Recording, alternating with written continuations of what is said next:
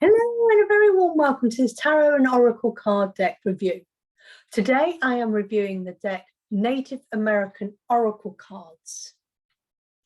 It is by Laura Tuan and Kenya Walker, and the artist is Massimo Rotundo, and the images are absolutely amazing.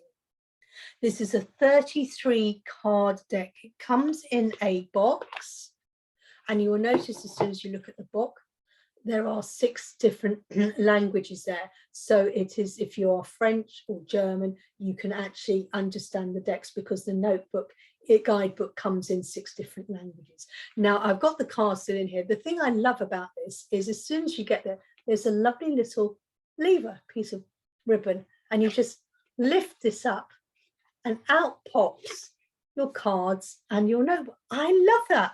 I wish more decks were like that. What a great invention. So as you can see, it comes with a guidebook and 33 cards, and there's the back image of the cards. Now I'll talk about the guidebook first.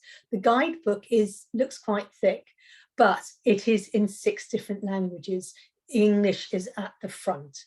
Now it talks about all the cards, and the cards are in number order 1 to 33, and the cards split into 3 sections: under animals, the first section, under gods, and under ritual objects. So there are the cards there. So if you're looking at that card numbers 1 to 33, you'll just look at the card, see what card image number it is, and then you will go to the book and it will give you the definition. It will give you the meaning of the card. It gives you the message, keywords, and the time of year when is the best time to work with that image. And at the end of the book, or at the end of the section you're reading yourself, is an amazing 5-card sacred spread. So you can use these cards by just pulling 1 card a day, or 2 or 3, or you can just go through, or just pick a card and decide this is the card to work with today. Or as I said, they have got an amazing 5-card spread, and they explain how to use that. Now let's look at the cards individually. I'm going to try and pull out 3 different ones, 1 each from the animals, 1 from the gods, and 1 from the ritual objects. So we would take the first cards. So let us look at card number 3. Now, as soon as you look at this card, the difference between this and most oracle cards is most oracle cards have got a word on it. Will explain what it is, what the animals. So this would say, I believe it's a number 3. Let's start it. Don't want to quote the wrong animal. This is the otter. So most cards, oracle cards, would have the word otter written under it. This deck doesn't. All it has right at the very top is a number. So this is the only negative thing I can find about this deck. No, is that because there aren't any words on it, unless you knew that was the otter, and unless you know the meaning of the otter, without the accompanying guidebook, you would be a little bit lost. But we'll look at the otter. So we look at the beautiful drawing, the image. You can meditate on the otter. You can do a meditation to go for a spiritual meditation to connect with the spiritual animal of the otter. You can meditate on the images, the colors, and anything that came to you. So that would be the first way of doing it.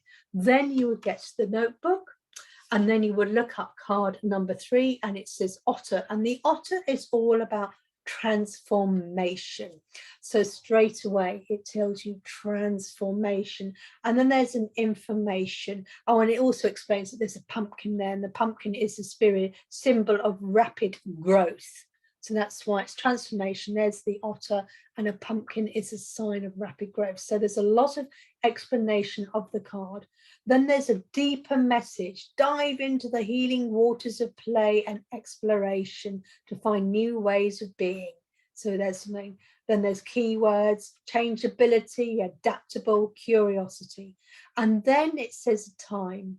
The time to really work on this theme. That what it's saying here is February, the month of purification. So there you go. That's the definition of an animal card. So let's then work through and find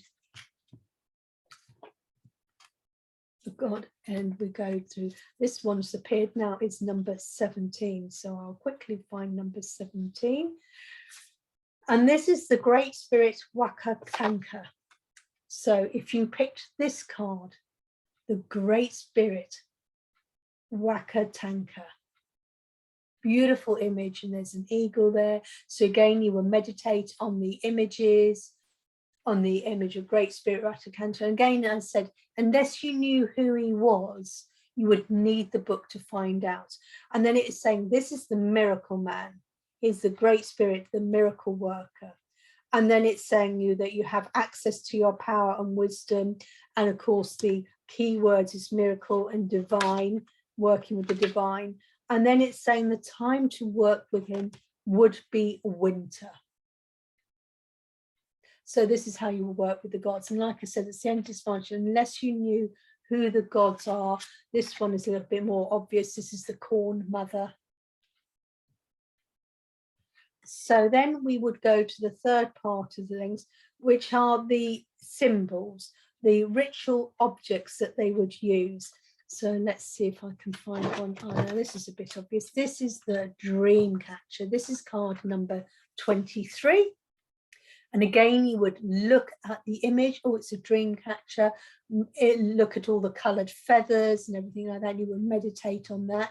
And then you would look up the book 23, and the dream catcher tells you all about it. It's cultivating a discernment and making yourself, you understand everything that's going on. And the time to work with this one, it says it's on a Wednesday. So rather than month of the year or time of the year like winter or in February, this is a day of the year, day of the week, which is a Wednesday. So we have different images.